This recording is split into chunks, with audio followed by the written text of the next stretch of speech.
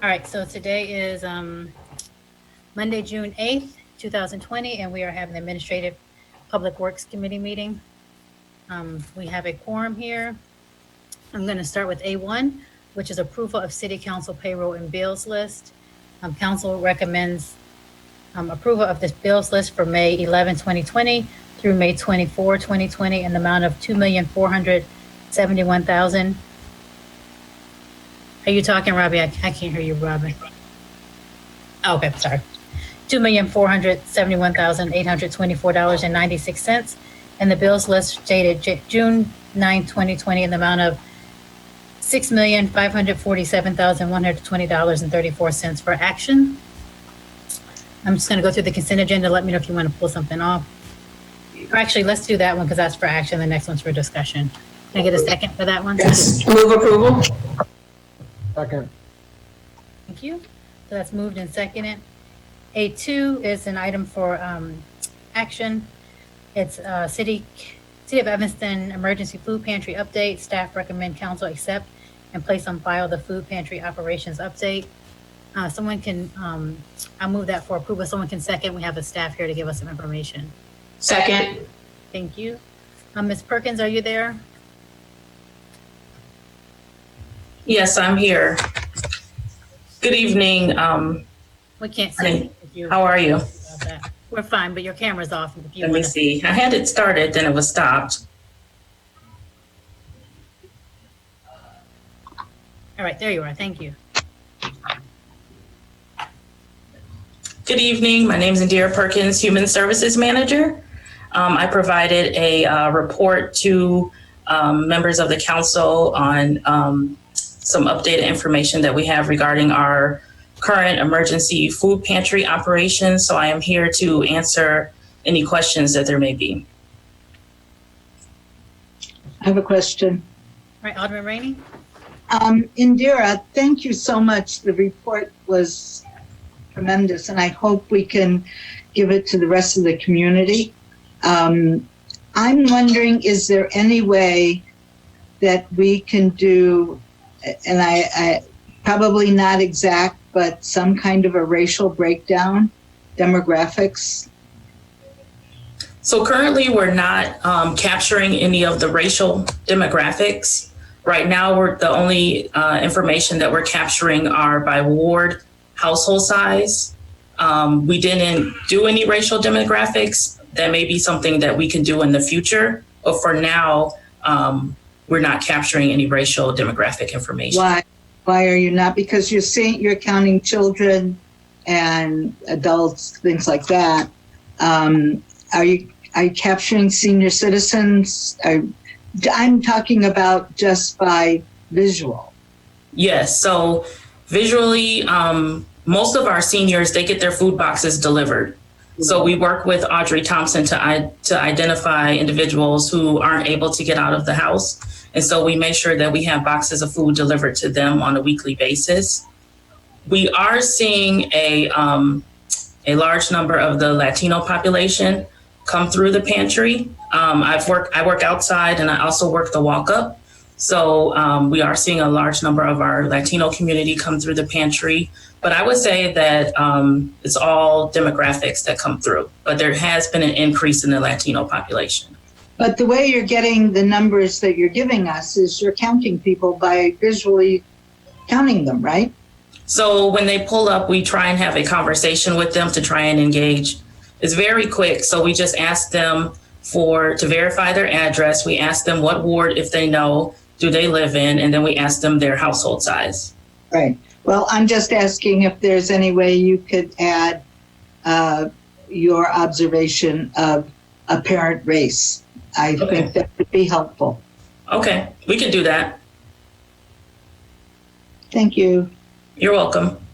I think the success of this program is monumental, and I think you and Audrey and Cicely should get a huge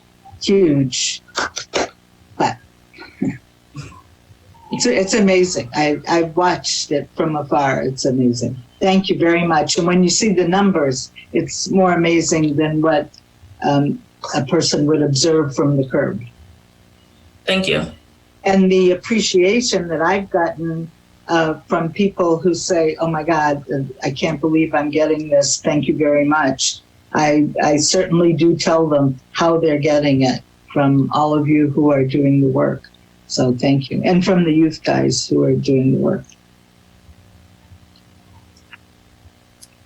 Any other questions? Indira, can you just, since we're live on TV, can you talk about the summer operations and the future plans? Because I know it started as an emergency. We're maybe not under the same emergency guidance now. So if you can just explain to the community what the next steps are. Sure. So for now, we're going to continue to have the pantry operate through the end of July. We are going to a bi-weekly basis. So our first pantry day will be this week on Wednesday. So some staff from various departments will go and pack up about 400 boxes on tomorrow, and then we'll be ready to distribute those on Wednesday starting at 10:30. So we are changing our hours through July. So it's going to be bi-weekly on Wednesdays at James Park from 10:30 to 12 while supplies last. If anyone is unable to physically pick up their box, you can call 311 or call and ask for Audrey Thompson, who will try and arrange a delivery to be delivered to your home. Once we get through July, we'll kind of assess the need and see where we're at. And then I can bring another update to council, and then we'll have to decide how we want to operate the pantry moving forward. We have received over $100,000 in donations from the community, $25,000 from Northwestern, and $5,000 from the Chessman's Club in Evanston. So outside of staff time, the city has not spent any money on this pantry as of yet. Wonderful. Thank you. All right, no more questions. I would just say that Alderman, you are correct. The staff has been fabulous. Indira and her team are there every week, twice a week, working very hard. Mike Rivera, who is probably on the call, has done a fabulous job with helping traffic and facilities. I mean, it's really quite an operation. And so I just applaud our staff who are doing, this is the part of the job description that's other things as required. And everyone shows up, and everyone, I think, is really excited to be part of this and actually out helping the community. So I just want to commend all the staff. And as you said, the outreach team who are delivering, putting the boxes together and delivering the boxes for 4 hours on Wednesday. So the staff is amazing, and hopefully we'll, continue to be able to help people. And I would just let the community know, since we're talking about food, that the Produce Mobile has secured a second day for the summer. So they will have 2 days as well this summer. Those dates aren't out yet. Their first day's tomorrow. So they might have those dates tomorrow, but they're going to be twice a week in the summer as well. So people who are concerned about the Evanston pantry not operating, there will be other options with the Produce Mobile, as well as the other food options around town. So hopefully this is one thing we have somewhat of a handle on, as people have lots of needs nowadays. All right, so no other questions. So that is for action, accept and place on file. I moved, there was a second. I'm going to go back to the minutes. I forgot those. So I'm going to move CM1, approval of minutes for the regular city council meeting of May 27, 2020. Staff recommends we accept those. Actually, it says draft minutes. So that's for action. Is there a second? Second.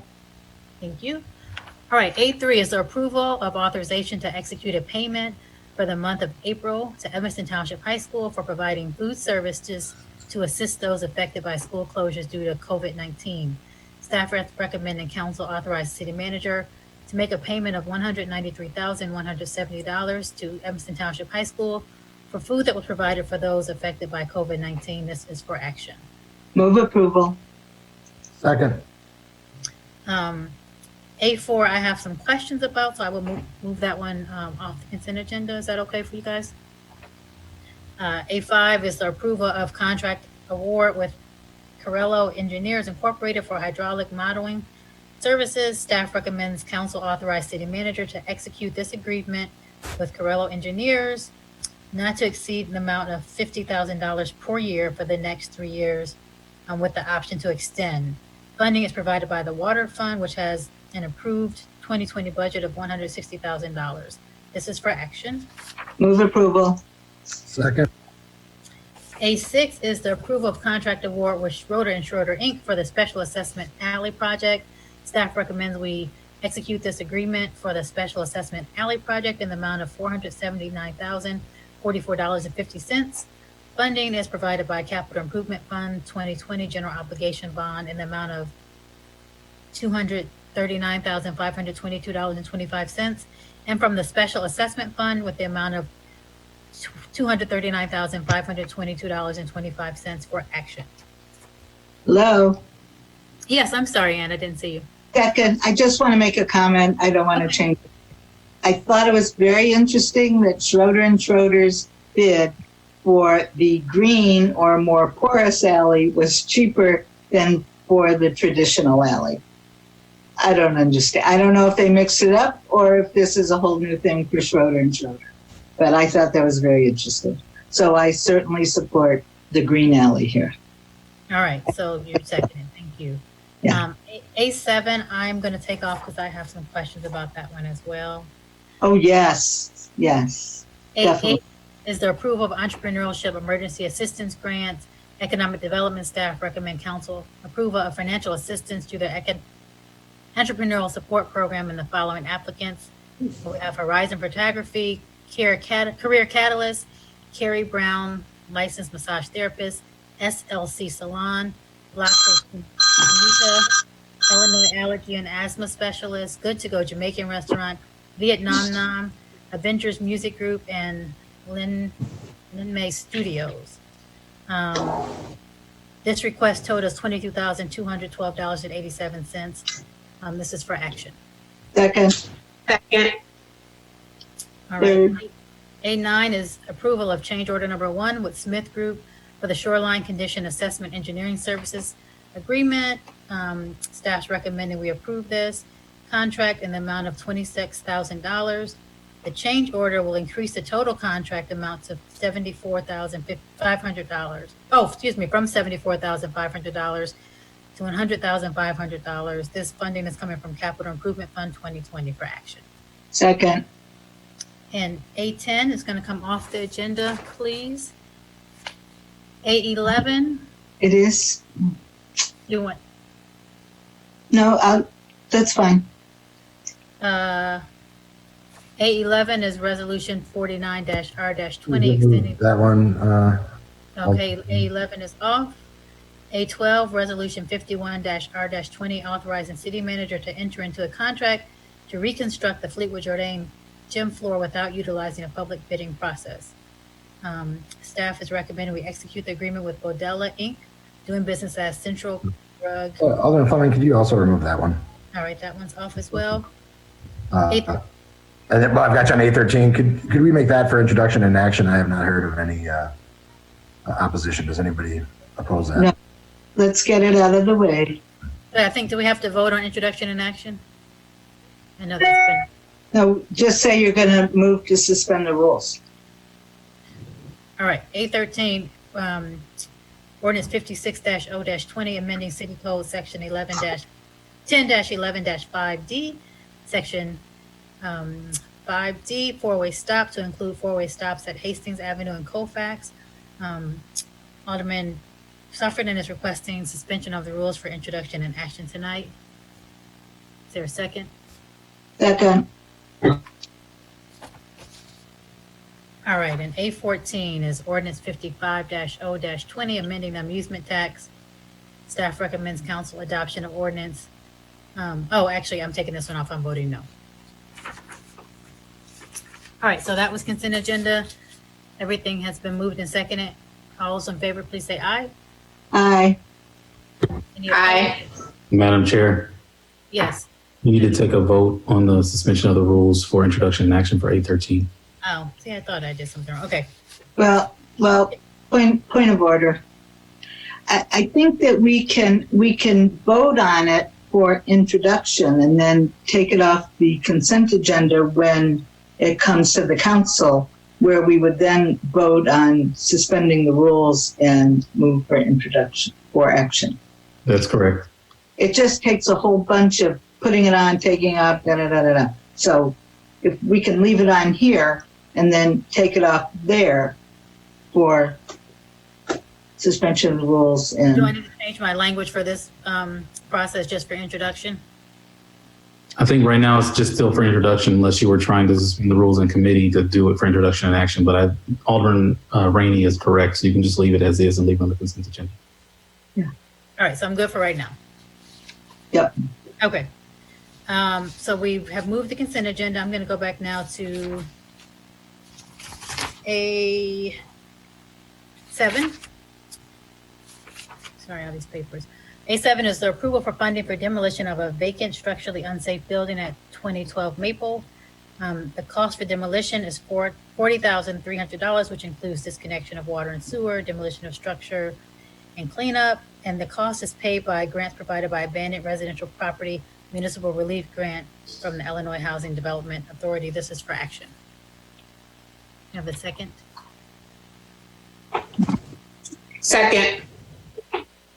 I took this one off. I just have the same concerns that I had last time, which is this seems to be someone who, I'm not sure of their intent in terms of the dwelling, but I'm just not comfortable with us, even though it's grant money, using it for a private owner who has not shown that they're unable to pay the property demolished, and that the part about the affordable housing and things did not seem like we were, that was really thorough enough for us to justify this being a benefit to the property aside from just having a structure removed.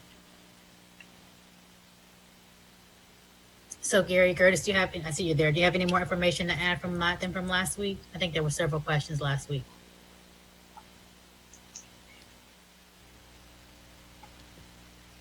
Having problems seeing you guys. We can see you. Okay. No, as we stated last week, this has been a tool that Property Standards has used. These funds have to be used on vacant properties. Typically it's mowing or fencing, but the funds have to be used for vacant properties. So Property Standards has used these funds, I believe, 4 times in the past. They have only been used on houses that have been declared structurally unsafe by the building division. So this is not a program that we offer. These are homes that have been declared unsafe. Again, we have a $75,000 grant. Most years that those funds aren't consumed by mowings and those other items. So it has allowed Property Standards to use this, like I said, as a tool. And has there been any conversation with him, Mr. Gertis, about his ability to, pay for the tear down? Angel Schnur is our senior property inspector, and she's had more conversation with the owner here. According to her, the owner was unaware of the structural deficiencies in the house. I don't know what discussion was gone back and forth on her ability to. Some of the conversation that I've had with Angel, she had stated that she has, did not have the ability or did not understand, again, the deficiencies that were here. And she had intended to move in to do interior renovations and some exterior improvements, but was not aware, that foundation work was, foundation had been pretty much collapsed and needed to be, the extent of the repairs that needed to be done. Okay, well, maybe we can look at how we can communicate those things to people before we offer them this, essentially free money. And I would like for us to use this kind of a little more thoughtfully if people really can't afford to demolish, or they're going to build affordable housing. But, I just don't think we should be in the business of using grant money to tear down property that someone else maybe can do themselves. Yeah, and I agree. We're looking at how these funds are used. We've made changes from previous approvals. The requirement that the affordable housing tax was applied to it is a change on this one. Requiring that the owner live in that house for 3 years. That's a change. So we are strengthening this. If it's council's discretion, not to use these funds in this manner, or that's something that we can consider. Other comments by the committee? I think Alderman Rainey was next. Alderman Rainey? Well, I see absolutely no change from the last time we considered this, and I'm maintaining my no vote. there's got to be another way we can use this money, maybe even the same way with another property. But I am not supporting this. I'm sorry. And I think it's a very simple situation. I cannot believe an owner of a home did not know the condition of the property. And especially if they were going to do a complete renovation of it, they had to have had some inkling that there were these problems. And I am still surprised, if not shocked, that our staff, who are so creative, would be handing out this money to people who don't need it, and or did not make other conditions placed on the money. And I don't even like the idea of the the demolition tax being used in this way, the affordable housing tax being used in this way. 3 years in the property, and then she gets total relief from the payment. None of this makes any sense to me. So I'm voting no. Okay, Alderman Simmons, did you have a question as well? Just a comment in the lines of Alderman Rainey's concern about there being a need base, and also if they were purchasing a property, I understand that it had been near blighted or definitely on the market in poor condition for like 10 years or so. Just the unlikeliness that someone would make that kind of acquisition without the knowledge of it being a tear down or some need for substantial structural attention.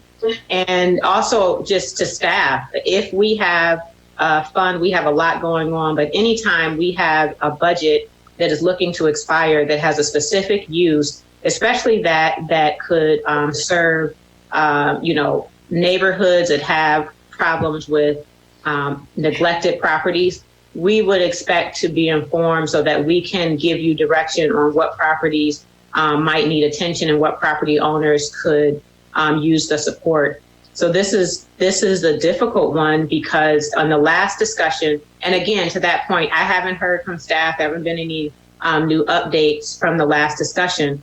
But could you explain to me how this expires and we are going to be forfeiting how much money now because we didn't identify appropriate project in the amount of time? Could you explain that to me? Well, the cycle ended May 29th, and a new cycle starts after that. So the $75,000, I believe there was $14,000 that remains, and those funds were going to be applied towards this demolition. The remaining funds, the remaining expense for the demolition would have been from the next cycle. So we were trying to use the funds prior to them expiring. Again, this is, I just want to stress that this is for vacant properties only. They cannot be owner occupied. It's for vacant structures only. These funds have been used 4 previous times over the last 5 years in this same manner. So for some reason, this one caught a little bit more attention and the questions arose, but we've used these funds in a similar manner in the past. As far as, to Alderman Rainey's comments, the 3 years is when the building division declares something structurally unsound and that it has to come down. The affordable housing tax is waived since the city is ordering that demolition. So it does not, there's no residency requirement and the $15,000 is not applied. So in this situation, we did apply, we would lien the property for that affordable housing tax to make sure that that resident is an occupant and does live in that house. The 3 years is consistent with the affordable housing ordinance. Question about before this owner, was it already identified in our building department that it needed to be demolished before this owner? It was not, no. It was identified during a post transfer of ownership inspection.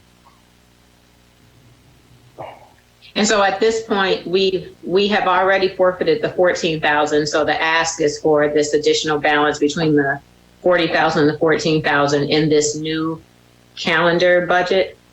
If this were to be approved, the demolition expense would come out of the next cycle. This current cycle, the 14,000 will be lost. Okay. Yeah, without having any, income qualifying financial need burden, if she was or the family was a income qualifying affordable housing income level family, it's tough to support it. And there is not a need when we have plenty of need. We have properties that are vacant that definitely could use some improvement. So that I'm clear, is not just for demolition, it's also for property standard emergency. So grass and other, like removal of a porch, would that qualify? If it's a vacant structure. How about a tree? I would have to check on that, Alderman Rainey. All right, Alderman Rainey. I asked at our last meeting for someone to check if this building has been vacant so long, why is the county treasurer reporting or allowing for one exemption on this property, on the tax bill? I apologize. I missed that request. I remember you commenting on it. I did not know it was a request to look into that. Because to me, that means it probably wasn't really vacant. I'm not sure. I wanted to know the nature of the exemption. Yeah, the property history, it's not a program that's offered. We don't have guidelines here. It's not an income qualifying program or it's vacant structures that are structurally deficient. Well, I'm challenging the vacancy. I'm just wondering why it might not have been vacant. That's what I'm saying. Understood. All right, so no more discussion on that one. Let's go ahead and take the roll. So, I'm sorry, I have way too many papers here. A7, that was for action. All those in favor, please say aye. All those opposed, please say no. No. That's two. Not passed. All right, I skipped A4. I'm sorry, so I'm gonna. Are you going to take the roll? I mean, I only heard two votes. Two no. I will take the roll. Let's see. I'm sorry. So without being able to see everybody on this screen, it is a little difficult. Alderman Rainey? Ready. Am I first?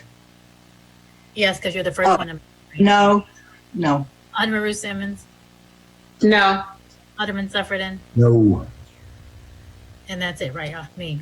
Alderman Fleming is a no. Alderman Nguyen is also present. Oh, is she? I don't see. Okay, sorry, No. Alderman Nguyen. Committee. But she's not in our committee. Yeah, you're Okay, confusing. all right, gotcha.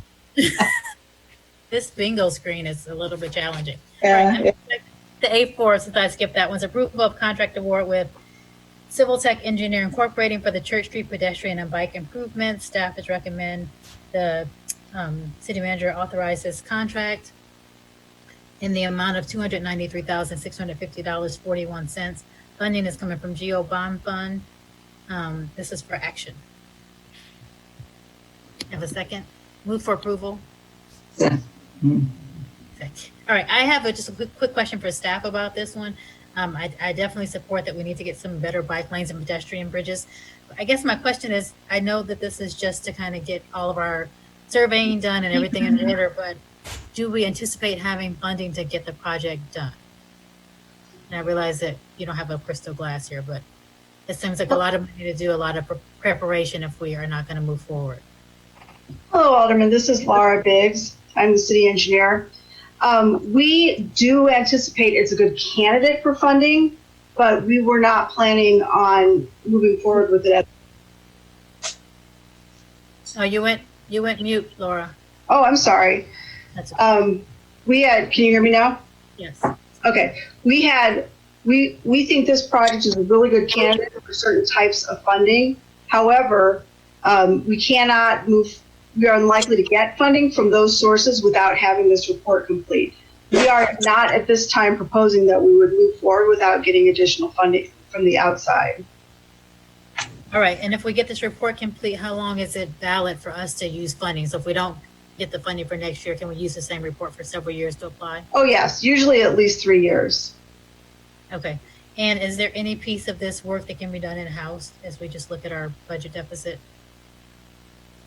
Not really. This is more of a streetscape project where we're not just looking at the street lanes themselves, but also looking at the sidewalks, the street lighting, bigger pieces. And so it's sort of like a holistic look at the entire street right-of-way availability and reallocating its use to different modes of transportation. Okay, thank you. Any other questions? No, all right, so this has been moved and seconded. All those in favor of approval for A4, please say aye. Aye. Aye. Any opposed? All right, so that motion carries 4-0.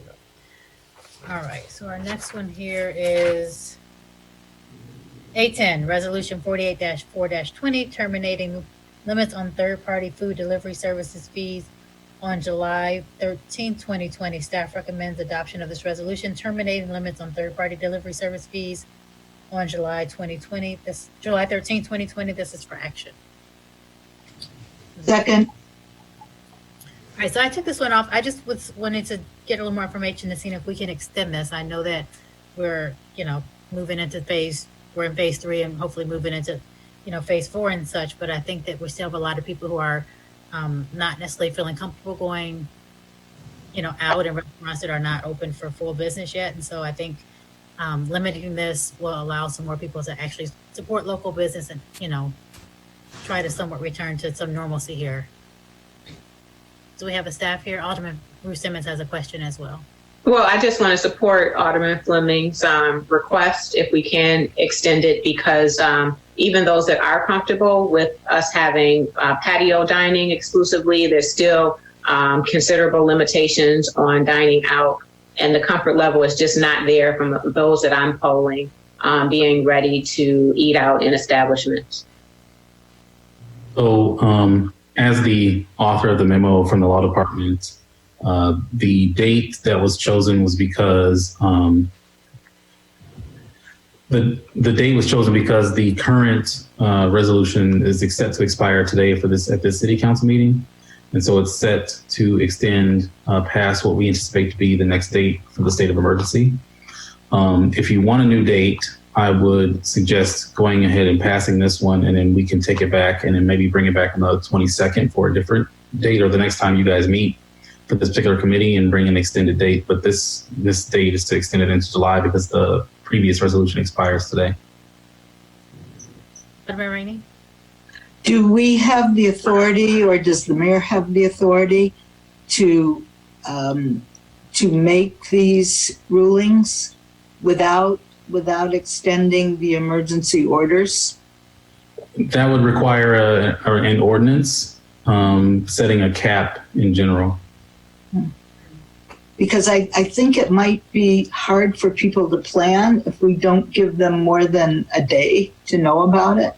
This way they run up against the wall and they don't know, what if we decide not to, and we're letting them think, we're implying that, at each council meeting we're going to extend. What if we don't, So I think that's what we're saying, really, that we'd like to give them some, a broader opening.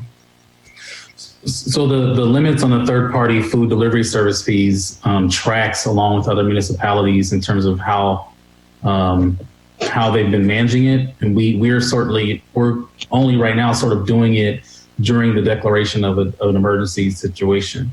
So if we want to do it beyond that, it would probably require city council to pass an ordinance. So that would actually become law in the city of Evanston, that you just have this cap on the fees. So if we do it now until the 13th, to Alderman Rainey's point, we can come back on the 22nd and then say we're going to do it for the whole month of July or the whole month of August or whatever we decide. Well, what I'm suggesting is if this committee meets again on the 22nd, we could come back on the 22nd with a revised resolution that overturns this current one that you're going to pass today, and then set a different date if you wanted a different date. The issue, though, is that something has to be done today because the previous resolution expires today. You want it to track with the emergency orders. That's the way they've been written to this point, yes. Okay. And if we have it without emergency orders, it's just making a whole new ordinance for our city to say our cap in Evanston is 10% or whatever we decide. Correct. Okay, well, I can pass this one if we can have it back on the 22nd. I would like to extend it, further into the summer. Again, assuming a lot of people still aren't coming outside, so. And I certainly understand that the issue is that the previous resolution, though, I think expires today, so the cap would be gone. So this one has to be passed today. Yeah, so that's fine. I would like to pass this one today, but I would like to then direct staff to come back on the 22nd for one that lasts longer. And I'm happy to, we can discuss that now, what the end date will be, or we can see what the climate is like on the 22nd. But I would like for us to, on the 22nd, have it back. I'm happy to pass as is tonight. Okay. Is that okay with the committee? Okay. So, so this has already been moved. I mean, it has to be. So there's no way that we can. There's nothing that can be done to extend it or even pass a new action so that we don't have that interruption. I mean, yes, the resolution that's presented to council this evening is with the date of July 13th. Yeah. I mean, I suppose if the committee wanted to try and make an amendment to change it and then move it to council for passage, we would actually have to amend the language of the resolution. Can we do that? I mean, that's what I'm saying. That seems like an option, and we might have consensus to do that. I think that we might. Alderman Rainey, you had a comment, or you? I was going to suggest that we keep it like it is. I'm wondering also, do we have any citizen comment on this? I think we all got an email from at least one restaurateur on this, and he was very happy with this extension, this period of time. So I think we should work on this. I don't want to screw this up. Like we almost did with the trees last time. I think it is dependent on the emergency order. And I'm concerned that if we do an ordinance, and we're the only ones that do that after the emergency order is lifted, they might not operate in Evanston. Then people won't get their deliveries if they want it. I don't know. I think there are pros and cons. I think we ought to wait. And, and I'm sure that the emergency order is going to go beyond our next meeting. And so will this, so will this. So we'll just keep doing it. I just thought it was kind of jerky, to keep doing this. Actually, Madam Chair, if I may, I'm reading the resolution. The one that was previously passed did not set a termination date, and it was requested that staff draft a resolution with a termination date. So currently, there is no termination date. Okay, Alderman Sufferton had his hand up, and then. I was just going to caution to Alderman Rainey's point. If we're too broad with this, we are probably inviting, and Nick, you can speak to this probably better than I can, legal action from the third-party delivery companies for potentially interfering with their contracts.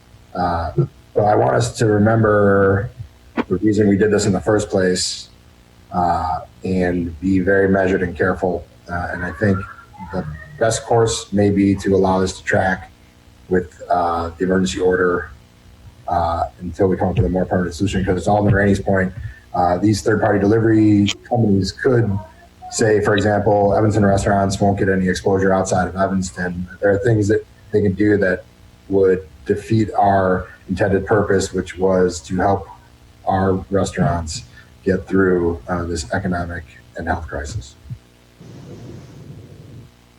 But Nick, may I ask your council question? So the current one we have now has no expiration date. You were asked to bring it back with an expiration date, assuming it matches the end of our emergency orders, correct?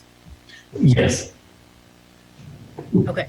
So I'm still, I think in the next 2 weeks, if we approve this one tonight, I'm still interested in having a conversation once you maybe, do as Alderman Rainey and Alderman Sufferman suggest, to see if at that point we want to extend one for longer into the summer versus it's every 2 weeks situation. And that's fine. I mean, I guess and I'm listening to the direction of the committee right now, assuming this particular resolution doesn't come out of committee, we can revisit it on the 22nd for a different termination date, because currently the one in place now does not have a termination date at all. That maybe makes more sense instead of moving two things. But what is the committee? Is that okay for the committee? Just tabling A10 into committee or holding A10 committee since we have one now on the books that's not going to expire? Well, there was certainly concern with Patrick Fowler that it was going to end tonight, and I'm just concerned that we do this right.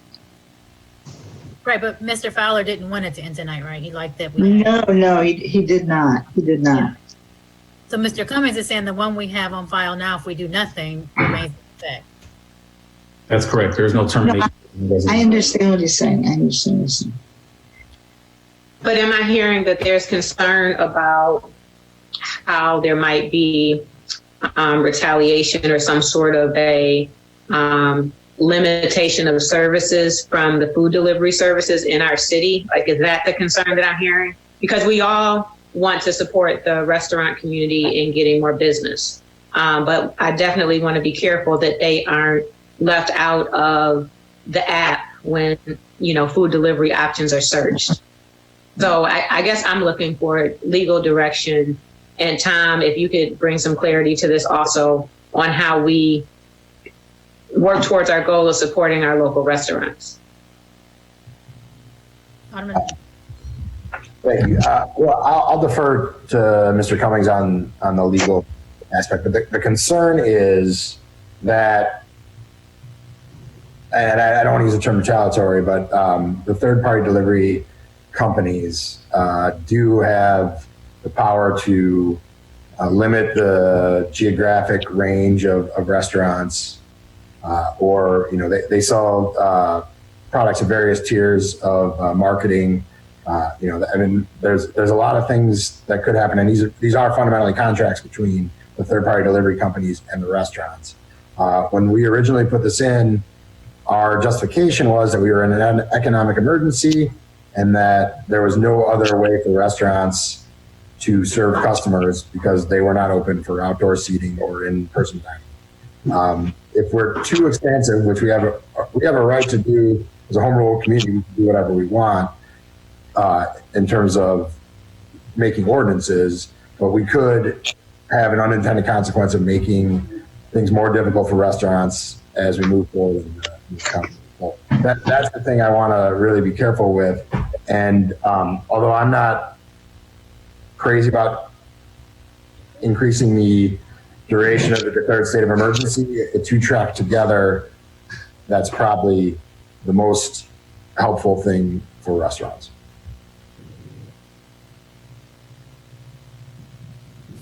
All right, we're seeing no more hands for discussion, so we have a couple options. What's on the table now is this terminates at the limitation of service fees will terminate on July 13th for this ordinance. Mr. Cummings given another option, which is to leave our current ordinance online available, which is no termination date, and then revisit the conversation later in this month, or move A10 tonight and revisit the conversation either still later this month or before this one expires in July. Alderman Rainey. I'm just going to put in a good word that we go with the recommendation as it is in our packet, that we go with our next council meeting and then make a decision at that time to go further or not. Alderman Simmons, anything else from you? No. All right, so A10 was moved and seconded as is. All those in favor, please say aye. Aye. Aye. Any opposed? All right, that motion carries. Thank you. And then our next one. We pull off A11 now, right? Where's your staff? A12, Alderman Sufferton, you pulled that one off, correct? I believe you also put off A11. A11, and we need to do A11 first. All right, so resolution 49-R-20, extending the declared state of emergency till July 13th, 2020. This is for action. Second. Second. Alderman Sufferton? Thank you. So I just wanted to ask, in addition to what we talked about in relation to item 810, what other powers would be given to the mayor by extending this until July? None more than he's already exercised in the current state of disaster declaration. The state has passed. It just so happens that our mayor is also the liquor commissioner for the city of Evanston. So the state has passed various different amendments to allow different powers for the liquor commissioner to allow the sale allow the sale of liquor in different locations and at different times and by different means. So there are no other additional powers by extending the disaster declaration until July 13th. It's really just a matter of tracking the state's state of emergency. The state's terminates at the end of June, but the next city council meeting after that termination isn't until July 13th. Okay, thank you. And I have a question for legal. So if our termination is July 13th and the state, assuming, say they don't go past their current set date at the end of June, is there any issues for us being that we would extend past the state? I mean, I know a lot of things are covered under the state, but what would that mean for us if we're in a state of emergency, but the state is not in a state of emergency? There would have no bearing. The city of Evanston is a home rule municipality, and our ordinance allows us the ability to declare a disaster. State law allows the mayor, the chief elected official, to declare a disaster. So I don't think that there would be any sort of issue. It would just mean that the city in and of itself will be under a state of emergency, and those surrounding us, I don't know what what other municipalities are doing. If they choose to lift theirs, I think Chicago's tracks very closely to the state of Illinois, and it doesn't require the authority of city council. So there could be the situation where Chicago is no longer in a state of emergency, but Evanston is, and that sort of thing. But I don't really think that it would change anything. And could the mayor discontinue our state of emergency without coming to the council? I believe so. Okay. All right, seeing no further questions, A11 was introduced for action and was seconded. All those in favor, please say aye. Aye. Any noes? Oh, I'm an aye. Any noes? All right, that motion carries. A12 is resolution 51-R-20, authorizing the city manager to enter into a contract to reconstruct the Fleetwood Jordan gym floor without utilizing a public bidding process. The council is being asked to adopt this resolution for the city manager to execute a contract with Central Rug and Carpet in the amount of $593,851 without utilizing a public bid process. This is for action. Second. Second, Alderman Sufferton. Thanks. I just want to get clarification. I mean, it says we're not going through a public bidding process, but there were multiple bids received, and the company that's chosen was the lowest of those. Is that correct? Yes, Alderman. This is Laura Biggs again, city engineer. So we did reach out to 5 companies that frequently or in the past have done business or have really good reputations. And 3 of those companies elected to submit bids. We selected the lowest price. All right. Okay. I thank you. I just got to ask when you see that we're going to skip a public bidding process. I appreciate it. Alderman Ruth Simmons. Thank you. So thanks, Alderman Sufferton, for paying attention to that and making sure it's competitive. But it's my opinion that this flooring should have been caught as we were prioritizing improvements for Fleetwood Jordan with the work that we have completed. And I have expressed the importance of the gym floor being ready for FAM season and other programming that's very well used. I think Fleetwood Jordan is the second most utilized facility in the community. So my hope is that we can support getting this gym floor done. I think if we don't start on the calendar as proposed, we would have an unfortunate situation where FAM will have to find gymnasiums for them to run their programming again. I know that it was very uncomfortable in their last season, and FAM is an anchor in our community. It certainly is an anchor occupant and participant at FAM. They are important to hundreds of families and have served us beyond basketball. So I'm hoping that we can support and move forward with Central Rug, which is a local vendor, which is going to be more likely to hire locally in town. So that is my support. I'm in support of moving forward with this. Rainey? Laura, I'd like to know over time, how many times has this floor been attended to in one way or another? I mean, my recollection is several times.